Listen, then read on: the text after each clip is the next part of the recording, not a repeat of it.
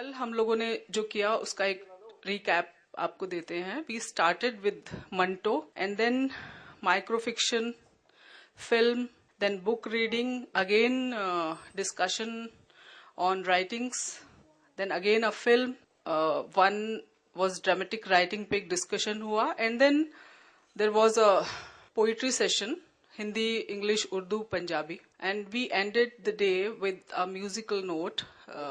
विनोद सहगल हमारे साथ थे कल शाम. आज का दिन हम शुरू कर रहे हैं बुक रीडिंग सेशन है जो हमारा वो है Palash Malhotra in conversation with Vandana Shukla. Introduction अभी आशीष देंगे और उसके बाद हमारा एक कहानी का सेशन होगा. दो हिंदी के राइटर्स हैं, काफी इस वक्त चर्चा में हैं दोनों.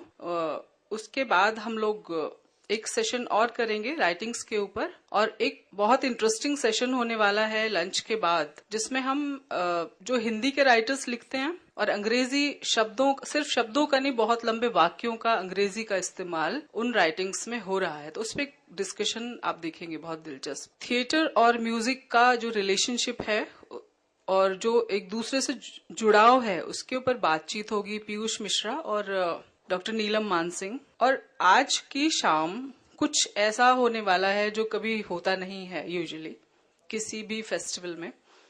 तो मेरी ये रिक्वेस्ट है कि आप सब लोग अगर बीच में जाना भी चाहें तो शाम को 4 बजे के बाद जरूर लौट आएं.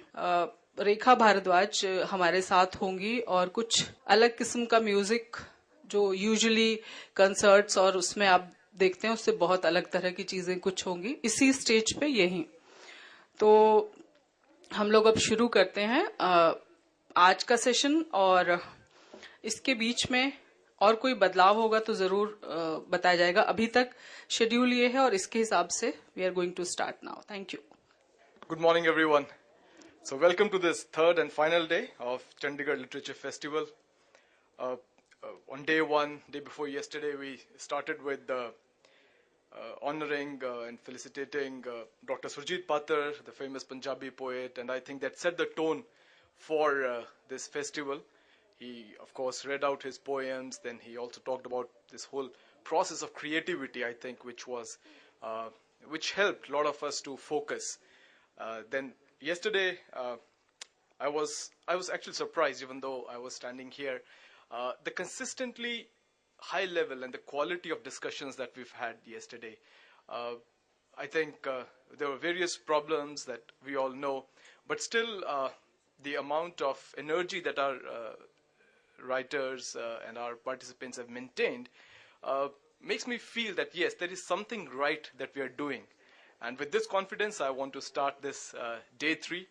And I think there's no better way to start this day than to have Palash Mehrotra talking to us, reading from his book. And I would invite Palash on the stage. Palash is Dehradun based. His book, Butterfly Generation, has recently come out.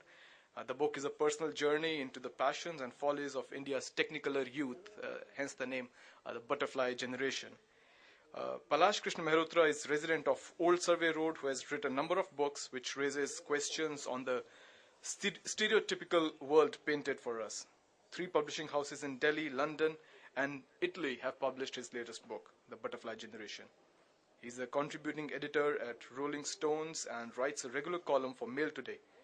His previous book, The Eunuch Park, was an anthology of short stories and was well appreciated in the literary circles. May I invite Palash to come on the stage, and may I also invite Vandana Shukla, who will be in conversation with him. Vandana is a writer herself, a poet, and a journalist. She's with Tribune right now, and we read her so very often. So it's lovely that she's here. We were missing her for the last 2 days. I was telling her that we wish you were there for all these 3 days, but it's lovely to have Vandana and Palash. Good morning, everyone. My young friends, old friends, and not so young, not so old. We have with us Palash Krishna Malhotra today, who is going to read from his latest book, The Butterfly Generation. Since Ashish has already talked about him and he stole the show. So let me begin by asking Palash to read a few passages from his book, and then we'll carry the conversation. Yeah, thanks, Ashish, and thanks, Vandana, and thank you everyone for coming. Let me, what should I do? I think I'll read three short passages, maybe. Please carry on. Yeah, and then we can have a conversation, not necessarily about those passages, but about Okay, writing in general. No, no. Yeah. I was told it's about. If you have a copy, I'd love to read from it. But I was told that it's about the new book, so I didn't get my copy of your part. This is a chapter called "I Love My McJob: The Birth of India's English-Speaking Working Class." It's it's about it's about kids who work in Cafe Coffee Day, Barista, Pizza Hut, the fast food chains that have come into India in the last 10 or 15 years post-economic liberalization. And the sort of change that these kids have undergone. And the big change which I noticed was that a lot of these kids speak English. And there was a time, especially in the 80s, socialist India, when if you spoke English, you were not seen kind of grinding coffee beans or doing, physical labor. But that's the larger piece. The section I'm going to read is about the hamburger and how the hamburger means different things to different people. Carlos Bazua came to India in 1997. He was an exchange student at St. Stephen's, my college in Delhi. Carlos was doing a course at Berkeley and was here to learn the basics of Sanskrit. In other words, to smoke a lot of pot. We did a lot of that together. One afternoon, we decided to go and see a film at what was then the hippest place in Delhi to see a film, Priya Cinema Complex. It was a Steven Seagal flick. I think it was called Nico. It was awful. As soon as the movie ended, Carlos demanded food. A brand new McDonald's had opened in the complex, 3 floors of burgers and French fries. It was the first to open in India, and there were long queues outside. The sight of people huddled in snake formation got Carlos very worked up. All for a rotten hamburger, he boomed, when you guys have such excellent cuisine yourselves.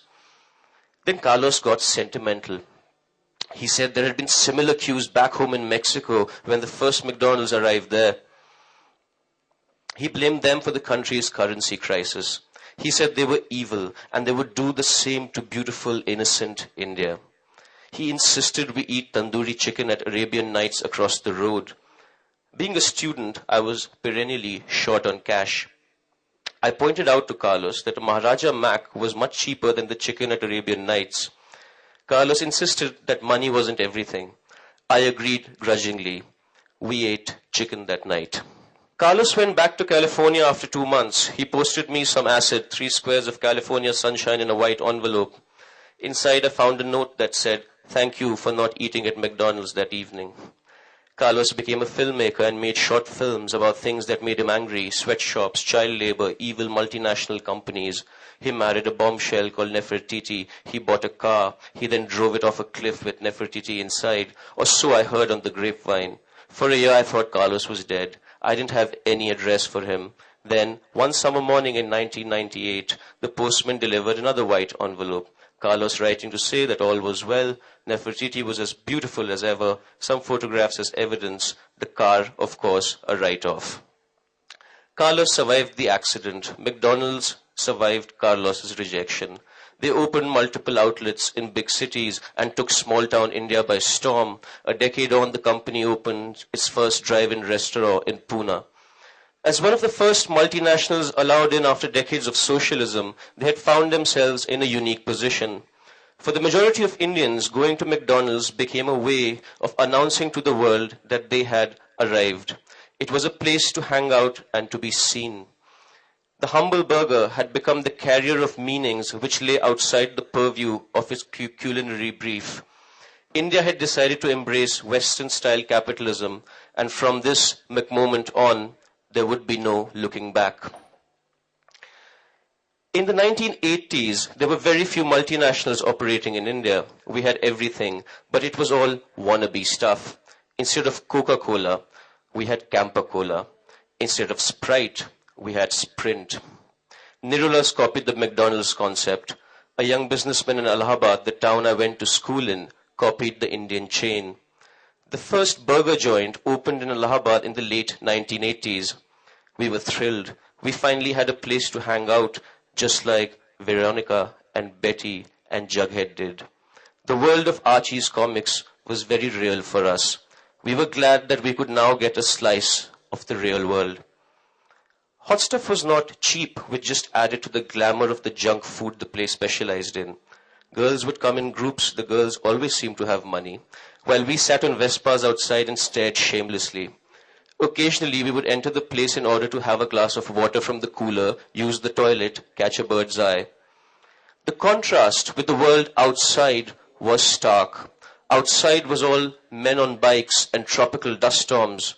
Hot Stuff was about Wham singing Wake Me Up Before You Go in an air-conditioned, balloon-infested environment. We continued to patronize our old haunts, shacks selling loose cigarettes and fizzy drinks. A samosa washed down with campa, followed by a gold flake cigarette, still remained an affordable daily ritual, a shortcut to street cred.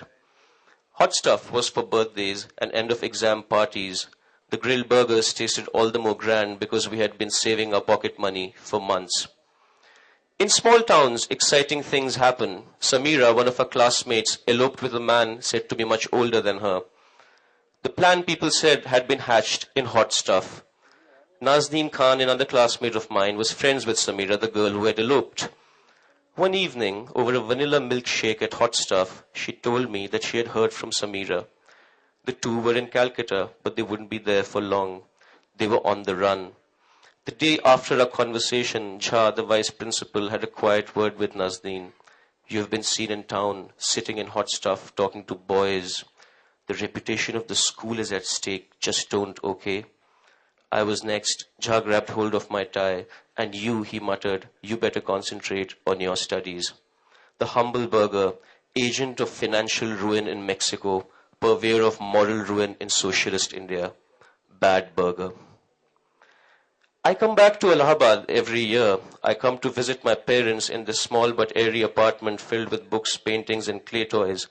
I come because I'm scared of death. My mother's 67, my father's 64, and I'm a paranoid only child. This New Year's Eve, we go for a walk in downtown Civil Lines. The national economy has been growing at 8%. Almost 20 years after reforms, it's finally trickling down the trouser leg to Allahabad, the nation's smelly toe. Hot Stuff is still there after all these years, a socialist-era tortoise too lazy to budge from its resting place. All the action is outside the new McDonald's that has come up just down the road from the tortoise. Leery boys do wheelies on bikes with fancy macho names, Apache, Pulsar, Avenger, finger comb their hair in rearview mirrors, pick fights. The rapid action force is out in full strength. Violence is in the air. The city administration predicts a riot. The humble burger has now become an item of high glamour, an object of desire that needs round-the-clock police protection. Oxford 99. I'm a student at the university. Okay, I think I'll just stop here. Just a little bit about what the hamburger means to various people. Maybe a couple of other sections or one more section. Carry on. Okay. Is that okay with you guys? Yeah. Okay. Just a little bit because I've been in Chandigarh for a day now and I've already been poured a few large whiskies, so I've had my experience the Patiala peg. But this let's go somewhere else, far away from Chandigarh to Malar. Actually, I'm a half Punjabi and half Gujarati, so I kind of have access to both sides of the family. And this is my mother's side of the family. And I mean, in Punjab, everyone drinks, but in Malar, at this anniversary party, there's no booze. So let's see how they celebrate. This is a section about adults playing musical chairs. But there are also young Indians in our cities that belong to a conservative middle-class culture where you get married young and drinking is taboo. How do they party? To find out the answer, I accompany my hot-tempered aunt to my cousin's wedding anniversary in Malar, a predominantly Gujarati suburb of Bombay. I haven't met this cousin for almost 5 years. He's studying for a BBA degree in Glasgow. To make ends meet, he works part-time in a pound store, while his charming wife, whose father owns a garment shop in Malar, manages a subway 7 days a week. My aunt explains to me that they had a love marriage. Initially, there were arguments in the house over food taboos. When she first moved in with her husband and mother-in-law, the new bride wouldn't eat onions. Both the boy and his wife belong to the Jain community, except that she comes from a more orthodox background. Now, after 2 years of marriage and relentless pressure from a new family, she eats onions. My aunt mentions this as a major triumph. It's a rooftop party. The men are wearing shiny shirts.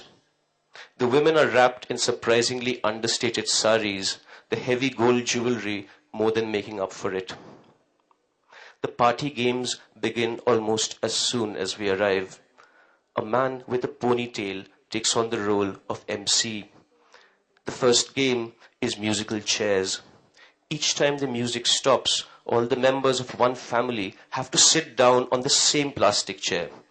They pile haphazardly on top of each other like firewood. When the music resumes, people start jogging again, a determined expression on their faces. The game has its poignant Indian moment when the child maid, who has thrown herself into it with much enthusiasm, realizes she cannot play because she doesn't really belong to any family. She quietly removes herself from the train of people and stands to one side. Musical chairs is followed by another game.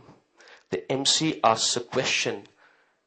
Koni paase maximum credit cards any debit cards che? So this game is basically who has the maximum number of debit cards and credit cards in your wallet. There is a mad scramble among the kids to count their dad's wallets. Jaswant Bhai wins that round. Someone turns around and helpfully informs me that Jaswant Bhai works for Standard Chartered. There are other games which seem to be variations on the same theme. Who is wearing the maximum jewelry? Who has the maximum number of currency notes? This one is won by a man who has wads of dirhams and greenbacks in addition to Indian currency. Who is wearing the longest earrings?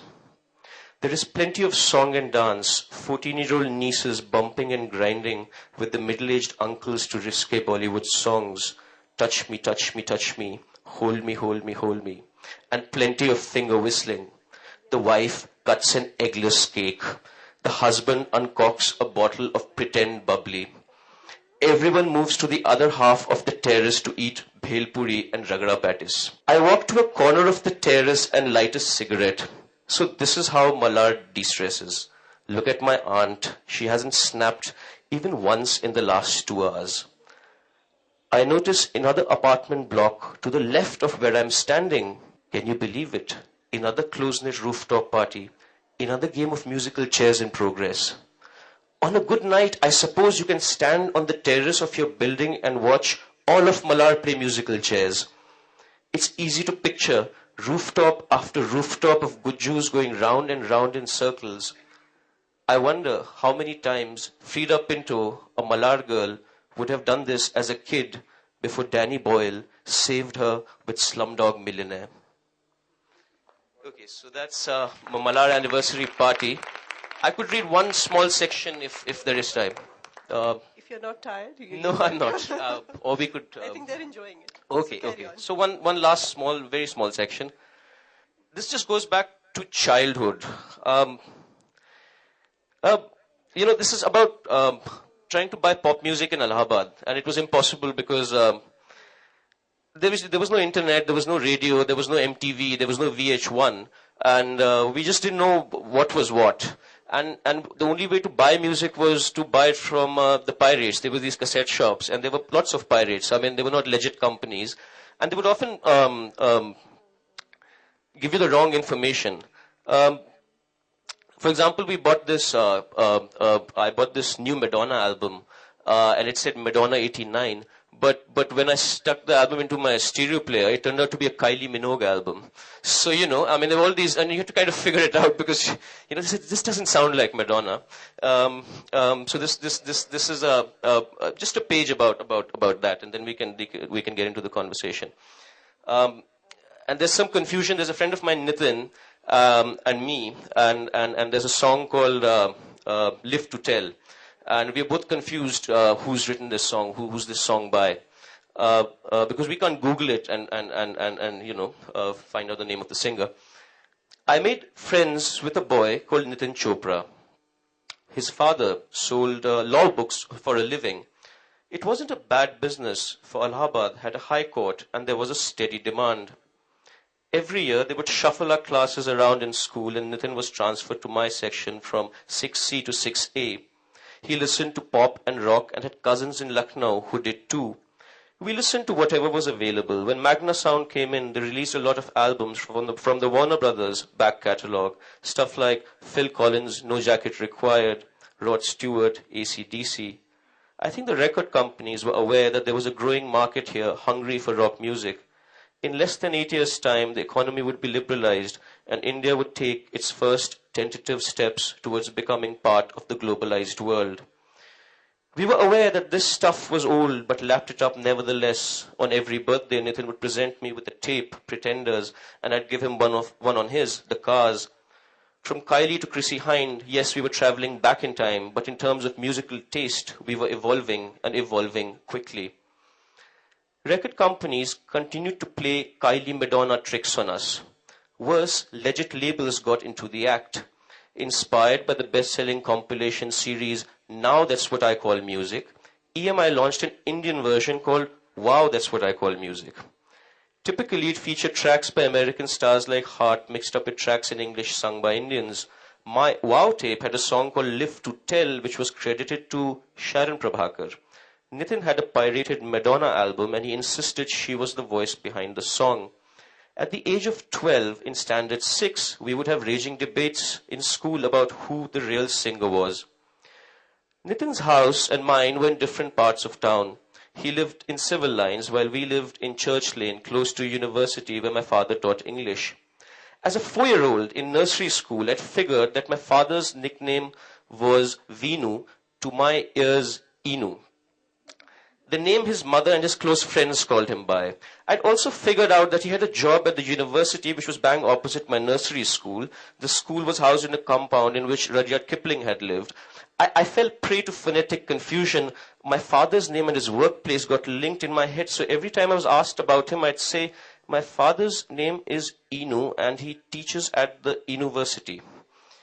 My teachers found this hilarious and I was often summoned to the staff room where plump-armed women sat knitting sweaters in between classes and asked, Beta, tell us your father's name, what does he do? And I would say, my father's name is Inu and he teaches at the university. Everyone would burst out laughing and I would stand there confused, dying to run back to class and hide under a table. Since I lived near the university and Nitin in Civil Lines, there was no way of confirming who the real singer of Live to Tell was. We decided that the only way to find out was to bring the tapes to school. One rainy morning, just before assembly, we confronted each other with living proof. Look, I said, stabbing at the inlay card, Live to Tell is by Sharon Prabhakar. Look, said Nitin, doing the same. Live to Tell is a song by Madonna. There the matter rested, for we didn't know anyone else who was into pop music. Allahabad was really the sticks. Besides, there was no internet, no music magazines, and nothing on the radio. We made peace and arrived on a compromise that no matter who sang it, it was a bloody good ballad. Okay, thanks. I think I'll stop there. Live to Tell is by Madonna, of course, but we didn't know it then. Thank you, Palash. Is it working? Yeah. Let's begin with the title of the book, which I think it's a very seductive title, Butterfly Generation. And you talked about burgers when they arrive in a town, the towns come of age. They feel so. So I want to know with how many literary festivals this butterfly has taken you to? Oh, how many festivals? Literary festivals? Literary festivals. Butterfly. Oh, Butterfly and Una Park combined. Let's I don't know. both. No, I mean, I've been to Kovalam and to Lendore in Mussoorie, and I'm here, and I've read in Bombay, and I'm headed to Bhubaneswar. Great. So I think Chandigarh too has arrived with its own literature festival. I want to begin with that very debatable article of Amitav Ghosh that appeared in Hindustan Times, Right. where he talked about how literature festivals are projecting writers as performers. Right. And then you wrote another article Yeah. countering that viewpoint. Yeah. I would like you to talk about that. How do you view yourself, in this literature festival context? Do you think writers are becoming performers? Yeah, I know it's an interesting question. I think it's really, I think some writers are good readers of their work, and some are not. And it's really sorry for the audience to decide that. I think what I was trying to say in that piece was that since one goes and there are readings, one does get used to reading, and one gets better at it. I think the reference I was making was because Amitav Ghosh said that writers are not performers at all. And I kind of, if you look at Dickens, he used to do a lot of research, and he had a very lucrative stage career. Poets have often always performed, even if they are not performance poets. They've often read out their works, and Ted Hughes, and they have incredible voices. So I thought Ghosh's argument was a bit too simplistic. That's all, because Dickens, for example, is one of the greatest examples of someone who created almost a multi-million industry. I mean, he would read out from his own works, and people paid tickets, and he had his last show, and many thousands of people were turned away, and so I mean, there are all kinds of examples in human history of writers who have performed and writers who haven't. Muhammad Hanif told me a few days back. He said, "I'm suffering from Litfest fatigue. Too many Litfests are taking place, and writers now look forward to appearing, if I may use this word, in these Litfests." How do you think the writer and the reader benefit through the Litfests? Is it going to bring the reader closer to the writer? Yeah, I think it's different for different writers. I mean, I don't suffer from any Litfest fatigue because I hardly go to that many Litfests. So, for me, it's just an opportunity to go and read out from my work and maybe answer some questions the readers might have. And because, the writer often works in isolation and solitude. You're at your desk. You're not meeting people for long periods of time. So it's nice when the book comes out to kind of, step out of your study, to kind of travel a bit, to go around, say hello to your readers, and just get your work across to a readership, however small or large it might be. But I think it's just nice because it's a nice counterpoint to the whole isolation and solitude that is so very part of the writing process. So I have no problems with it. Yeah. You enjoy that? Yeah. Okay, coming to, again, your book, The Butterfly Generation, the readers would like to know, and as a reader, even I would like to know, why did you not choose to write fiction? Because fiction is what sells these days, and everybody likes to write fiction. By not choosing fiction, this book is kind of a bit of memoir, a travelogue. So, is it that the book, this particular genre, gives you more freedom to be yourself? Yeah, that's a good question. I think, I don't particularly read novels, and I don't. I get very bored. I think, a lot of Indians are sort of obsessed with writing novels, whereas there's so many other genres. There's so many ways of doing writing or expressing yourself, which novel is not the only way of doing that. And I think why I chose to do non-fiction is I think there is very little non-fiction done in this country, and most of it is very journalistic. Most of it is very sociological. I didn't want to do that. I just wanted to write a book where I was also, and most writers conceal themselves. Most Indian writers will reveal very little about themselves in their books. It's kind of you are the reporter and you're reporting on something, but you're missing. I wasn't very, because the kind of stuff I read, like David Sedaris or even David Foster Wallace's essays, they are very much present in the narrative, and what's and all. And it's a persona you create on the page. And, at the end of it, I think non-fiction also allows you a lot more freedom. A novel is very restricting. A non-fiction, if I want to talk about a radio show or women's magazines or reality television, or I want to quote from somewhere, or I want to bring in song lyrics, you can do a lot in non-fiction. It's a much freer form. So I think that was another reason. And two, I wanted to write this kind of confessional non-fiction, which I thought hadn't been done before. If at I'm least not here. wrong, you also said in one of your interviews that you think Indian novelists live in some kind of an intellectual, I'm forgetting the word, intellectual space which is unreal. Would you like to comment on that? Why do you say so? Did I say that? No, You did. Indian novelists live in a. Yeah, thanks. I don't know if I said that. I'm just trying to think what I could have meant. There are a lot of things. I mean, there are stories in Union Park which are set in small towns, set in big cities, and sometimes, Westerners don't really get what's going on because these things are so specific. Like in Dehradun, I mean, in small towns, women don't often go out drinking. In big cities, you'll have clubs or bars where women will drink with men, and that's not a problem.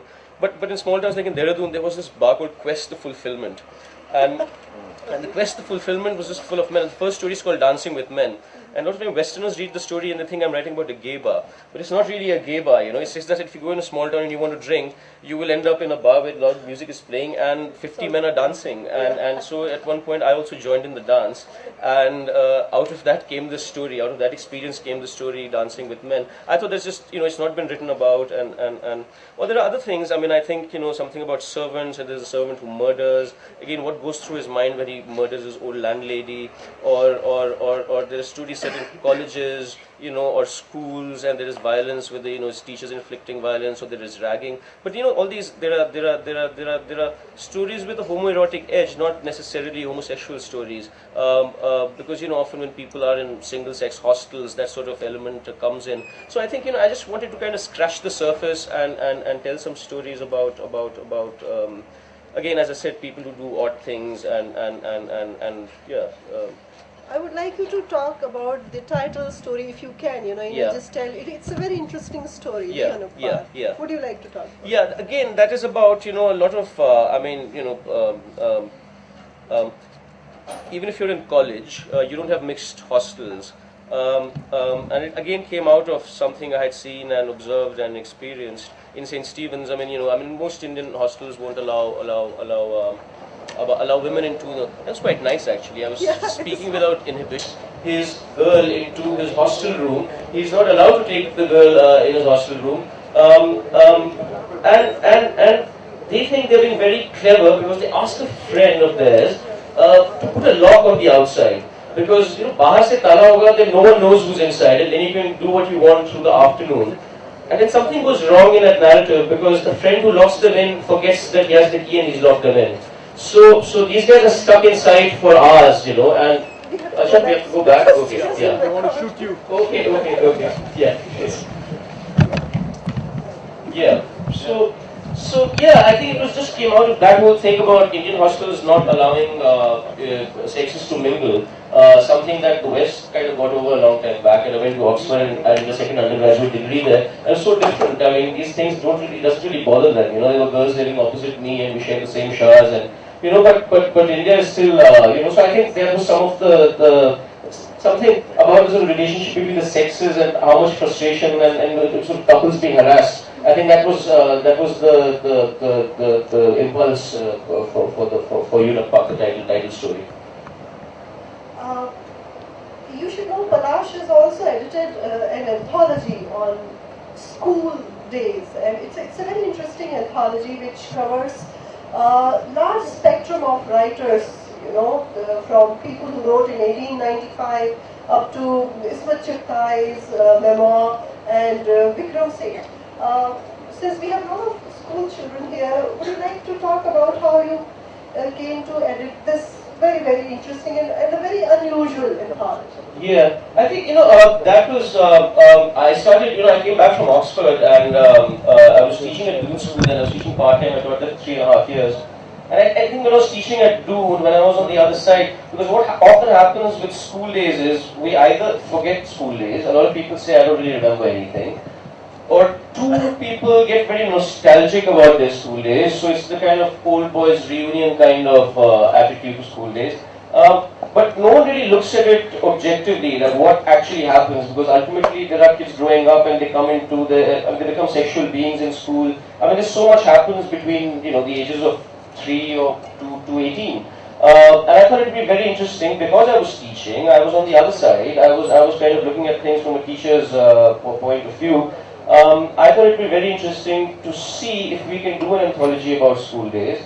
And when I started looking, I just discovered that almost every major Indian writer in the last 200 years has written about school, from Premchand to Rohinton Mistry, I mean, and earlier Lal Bihari Dey, and just long sections. And then I discovered that it becomes very interesting because of different kinds of schools. There are schools with Tibetan refugees, there are schools that are, Christian schools, there are boarding schools, there's the whole Dalit experience of school. And then I found because in Dalit writing there's a lot of memoir, there's a lot of autobiography, and so they all had a huge long chapter on school. So the whole thing then started having layers. It was not just sort of one kind of school experience. And as I said, I just discovered that every major Indian writer in the last, there was homeschooling. Women were not allowed to go to school. The women writers had written about that.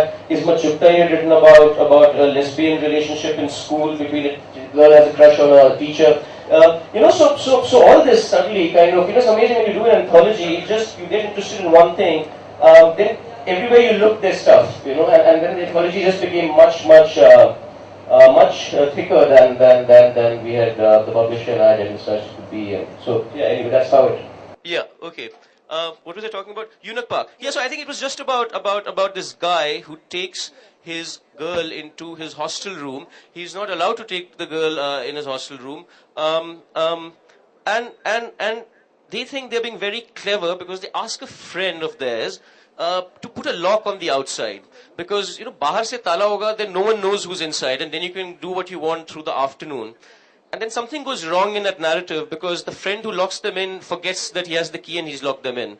So these guys are stuck inside for hours, and so yeah, I think it was just came out of that whole thing about Indian hostels not allowing sexes to mingle, something that the West kind of got over a long time back. And I went to Oxford and I did a second undergraduate degree there. It was so different. I mean, these things doesn't really bother them. There were girls living opposite me and we shared the same showers, and but India is still So I think that was some of the something about the sort of relationship between the sexes and how much frustration and sort of couples being harassed. I think that was the impulse for Eunuch Park, the title story. You should know Palash has also edited an anthology on school days, and it's a very interesting anthology which covers a large spectrum of writers, from people who wrote in 1895 up to Ismat Chughtai's memoir and Vikram Seth. Since we have a lot of school children here, would you like to talk about how you came to edit this very, very interesting and a very unusual anthology? Yeah, I think, that was, I started, I came back from Oxford and I was teaching at Doon School, then I was teaching part-time. I taught there for 3.5 years. And I think when I was teaching at Doon, when I was on the other side, because what often happens with school days is we either forget school days, a lot of people say, I don't really remember anything, or two, people get very nostalgic about their school days, so it's the kind of old boys reunion kind of attitude to school days. But no one really looks at it objectively, like what actually happens, because ultimately there are kids growing up and they come into they become sexual beings in school. I mean, there's so much happens between, the ages of 3 or to 18. And I thought it would be very interesting because I was teaching, I was on the other side, I was kind of looking at things from a teacher's point of view. I thought it would be very interesting to see if we can do an anthology about school days. And when I started looking, I just discovered that almost every major Indian writer in the last 200 years has written about school, from Premchand to Rohinton Mistry, I mean, and earlier Lal Bihari Dey, and just long sections. And then I discovered that it becomes very interesting because of different kinds of schools. There are schools with Tibetan refugees, there are schools that are, Christian schools, there are boarding schools, there's the whole Dalit experience of school. And then I found Dalit, because in Dalit writing there's a lot of memoir, there's a lot of autobiography, and so they all had a huge long chapter on school. So the whole thing then started having layers. It was not just sort of one kind of school experience. And as I said, I just discovered that every major Indian writer in the last, there was homeschooling. Women were not allowed to go to school. The women writers had written about that. Isma Chugtai had written about a lesbian relationship in school between a girl has a crush on a teacher. So all this suddenly kind of, it's amazing when you do an anthology. It's just you get interested in one thing, then everywhere you look, there's stuff, and then the anthology just became much thicker than we had the publisher and I had envisaged it to be. And so, yeah, anyway, that's how it. We can even ask audiences to take questions. Sure. So if there is, It's open to you now. Yeah. You can ask your questions. Today, when actors are promoting their movies by going between masses, what do writers do to promote their books? What do writers do to promote their books? I think they do very little, because I think books work very differently from movies. So I think they make a slower journey, and books last much longer. The film lasts that particular Friday, or it might last 4 more weeks, and then it's kind of gone. But I think a book just makes a slower journey. There's a lot of word of mouth. There's a lot of one person telling a friend that you should read this. So I just think it really works very differently from cinema. Books don't have to struggle with that whole thing of we have to have a good opening. If we don't have a good opening this Friday, books are given many chances. So I think I think that answers your question. Yeah. Let us know though when to. Yeah. No, this is right. So what made you choose the title Butterfly Generation? Yeah, Butterfly Generation, I chose to write about a generation. It's not about all young urban Indians. It's not about all young Indians in our cities. I mean, it's impossible to, because there are many classes. I sort of spoke about English-speaking, slightly westernized youth, which actually is a huge market. But more importantly, Butterfly, because I was talking about a bilingual generation, as in a generation that moves between one thing and another, just like a butterfly moves between one thing and another, right? So whether it's from Hindi to English, we sometimes speak in English, we sometimes speak in Hindi, we sometimes, when we're flipping channels, we sometimes watch Hindi film, a Bollywood film, or sometimes a Punjabi film, or sometimes an English or Hollywood film, and we do it effortlessly in a way that Americans can't do it or Europeans can't, because they just have one language. So I think Butterfly, because of that ability to flit, to move from one thing to another, and that ease of movement. And secondly, I think if you look at what does a butterfly stand for, it kind of changes. Butterfly stands for metamorphosis, which is transforming. You are changing from caterpillar into something else, and then finally into a butterfly. So I think I was trying to also refer to the changes that this generation is going through. A lot of things have come in through television. A lot of we are exposed to new things coming in from the West. So I think it was just about a generation that's changing all the time, and so hence also Butterfly Generation. This just reminds me of Papillon, another book which dealt with butterfly. Yeah. Would you like to read one more passage from? Okay. this? Yeah. Sure. I haven't read Papillon, but no, I haven't. Haven't you seen the movie? I haven't You seen the speak movie like either. him? How could you miss that? Something about how we lack a sense of humor, and how maybe things are changing a little bit with this generation, since the book is about the butterfly generation. How there are sort of they might not be on television, some of these young stand-up comics, but they are for the first time quite happy to make fun of themselves, right? I mean, I'm half Gujarati, and I was making fun of myself in that to some extent. I mean, but people being able to laugh at the community, of not being so hypersensitive about everything that is said. So a little short bit about that. It's called Stand-Up Comedy in the Country of Cranks. We are without doubt a country of first-rate cranks. Indian cranks have made a profession of targeting public figures, artists, writers, politicians, sportsmen, and movie stars. They file pointless cases every day claiming hurt sentiments, and include everyone from advocates in Mufassil towns to so-called religious leaders. A bunch of cranks demanded the resignation of Mahendra Singh Dhoni for sacrificing a goat. They claim that the Bishnoi community, with which Dhoni has nothing to do, is a strict believer in non-violence. Since Dhoni had hurt the sentiments of the Bishnois, they demanded he be sacked as captain. Ashutosh Gowarkar's Jodha Akbar and the Richard Gere Shilpa Shetty kiss have been targets of silly accusations and time-consuming court cases, while Maqbool Fida Hussain, India's best-known painter, another victim of Indian crankdom, died in self-imposed exile in Dubai. When Shah Rukh Khan acted in Billu Baba, the Baba community protested. The word Baba had to be physically erased from thousands of hoardings across the country before the film could be released. Sania Mirza has had more than a fair share of crank calls too. The final straw came at the Hopkins Cup in Australia in 2008, where she was pictured sitting with her feet resting on a table next to the Indian flag. A private citizen filed a complaint with a court in Bhopal under the Prevention of Insult to the National Honour Act. Soon afterwards, Sania declared that she was not going to play any more matches on Indian soil. Nothing gives an Indian more pleasure than throwing a spanner in the works. Simply put, we like to pull people down. What is even sadder is that this has become part of our self-image. Newspaper articles and blogs make frequent mention of something called Indian crab mentality. It's our national stereotype.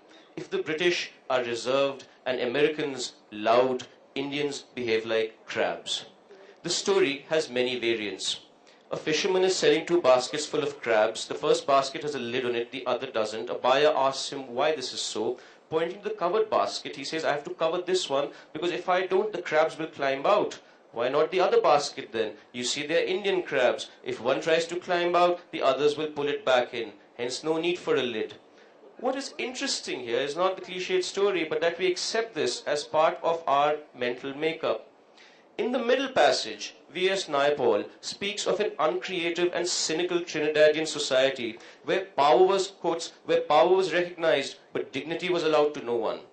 There is widespread resentment of, quotes, anyone who possessed unusual skills, and generosity, the admiration of equal for equal, is unknown. This is a society where every person of eminence was held to be crooked and contemptible, a society that denied itself heroes.